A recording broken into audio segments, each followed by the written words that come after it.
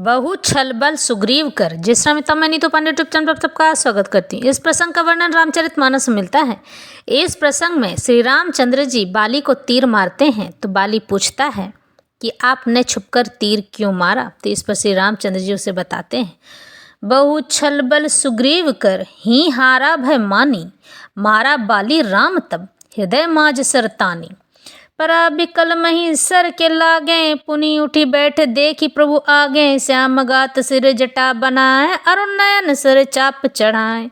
पुनि पुनि चितई चरण चित तिन्हा, सुफल जन्म माना प्रभु चिन्हा। हृदय प्रीति मुख बचन कठोरा, बोला चितई राम की ओरा।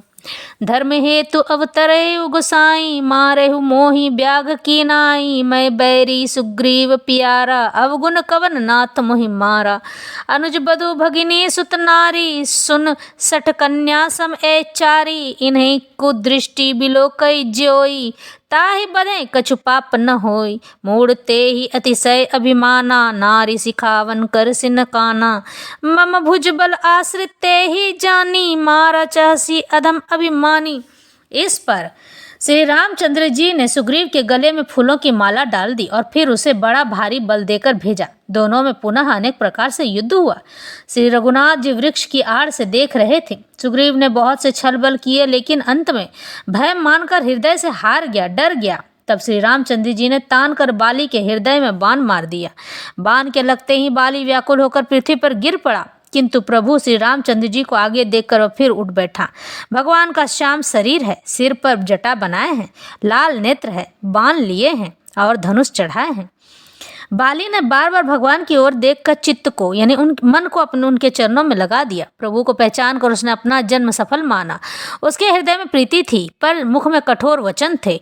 वह श्री राम जी की ओर देखकर बोला, हे गोसाई, आपने धर्म की रक्षा के लिए अवतार लिया है और मुझे व्याग की तरह छिपकर मारा है। मैं बैरी और सुग्रीव प्यारा हो गया।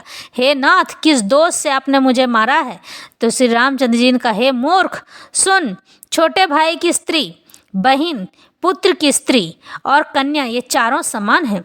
इनको जो कोई बुरी दृष्टि से देखता है उसे मारने में कुछ भी पाप नहीं लगता है। हे मूढ़, तुझे अत्यंत अभिमान है ना, तूने अपनी स्त्री की सीख पर भी कान ध्यान नहीं दिया। सुग्रीव को मेरी भुजाओं के बल का आश्रित जानकर भी मेरे अधम अभिमानी, तूने उसको मारना चाहा। इस तरह से भगवान श्री रामचंद्र जी उसे कठोर वचन कहते हैं बाली को, और कहकर चुप हो जाते हैं। तो यह प्रसंग यहीं समाप्त होता है।